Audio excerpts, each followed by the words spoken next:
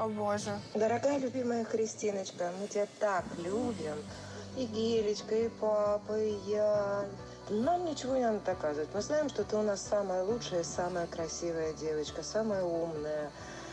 Ну, послушай, ты поступила в университет, закончила прекрасно колледж, у тебя все хорошо, нашли мы тебе крутую работу, ты справишься. Уходи оттуда, главное здоровье. Зачем тебе? Береги себя, здоровье, здоровье, здоровье. Мы тебя очень любим, зайка. Ого.